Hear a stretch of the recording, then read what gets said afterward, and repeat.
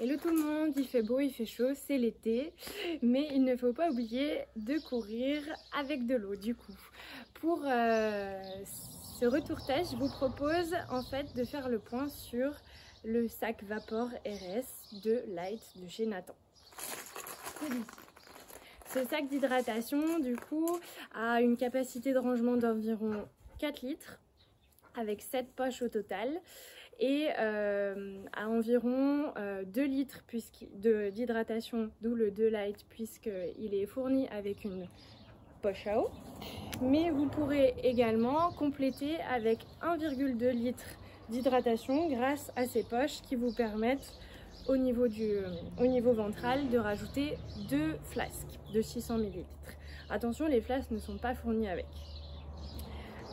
Donc voilà, ça c'est pour le point hydratation. Donc au choix, c'est super simple. Ça vous permet en fait pour les adeptes des poches à eau du coup de courir avec la poche qui a le côté pratique de venir s'aimanter au niveau du tuyau, ce qui va permettre en fait de ne pas avoir de mouvement en fait où on perd un petit peu le tuyau et de tout de suite ne pas avoir à le chercher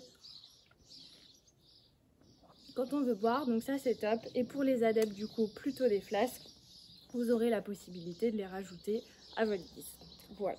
Donc au niveau de la poche à eau, c'est plus, bien sûr, moi qui suis adepte plutôt des flasques, c'est un petit peu moins pratique au niveau du remplissage tout simplement. En course à pied, en compétition notamment, on n'a pas forcément le temps en ravitaillement.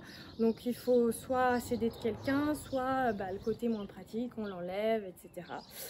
Par contre, il est plutôt bien pensé parce que il y a le petit scratch qui vient en fait bloquer la poche, éviter que au fur et à mesure qu'elle se vide, la poche tombe au fond. Ensuite, donc du coup, il faut bien sûr enlever les passants, etc. Donc, vous voyez, ça prend du temps.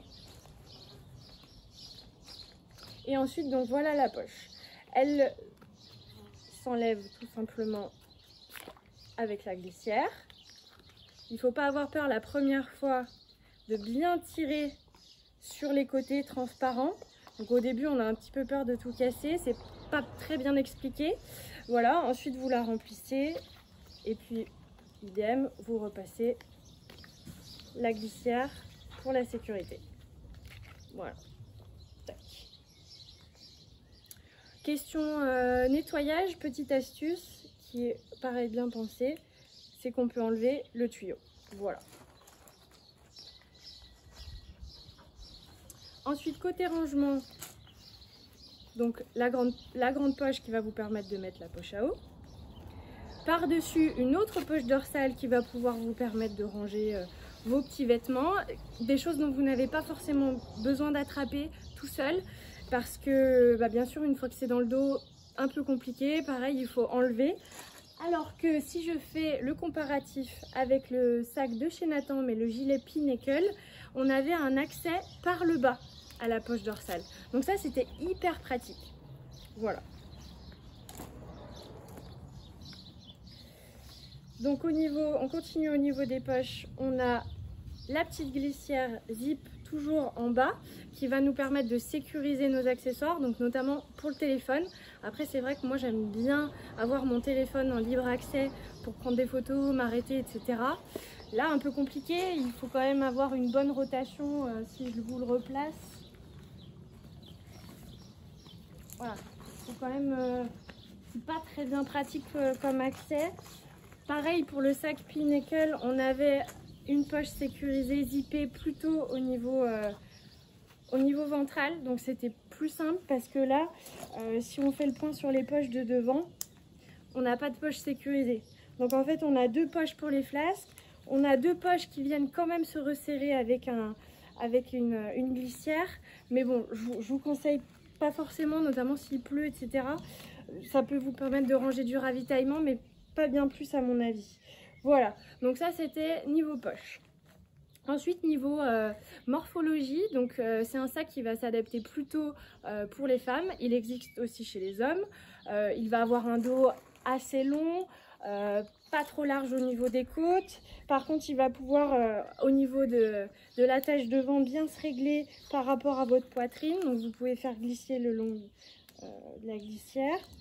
Un petit serrage final au niveau des côtés. Et surtout, bien choisir sa taille, mais quand même va pouvoir venir s'adapter grâce au scratch. Ce qui n'est pas le cas sur le gilet Pinnacle, puisqu'il faut vraiment que vous choisissiez votre taille du XS au XL. Alors que là, on a deux tailles, du XXS au M à peu près, et ensuite du L au XXL. Donc c'est plutôt pratique, ça évite les erreurs de taille. Voilà. Une plutôt très bonne aération, plus que le gilet Pinnacle. Parce qu'en effet, on avait quand même des aérations sur le gilet, mais voilà, on est vraiment un petit peu plus poussé sur l'aération. On est à un tarif de 129,95 €, ce qui reste assez cher si on compare maintenant au prix du gilet Pinnacle qui est à 80 €. Donc voilà, on est à peu près équivalent au niveau du poids. On est à 180 grammes à vide, 300 grammes avec la poche dos vide. Donc voilà, c'est vraiment sur la fonctionnalité, je dirais que le gilet Pinnacle est quand même plus pratique. Après, voilà, si au niveau portage, ils sont confortables tous les deux. Donc voilà, moi, j'hésite entre les deux. Après, voilà, si vous préférez la poche, quand même, vu que le gilet Pinnacle est fourni avec deux flasques, le gilet Nathan avec la poche à eau, c'est surtout sur ça qu'en fait votre choix va se porter, je pense. Voilà.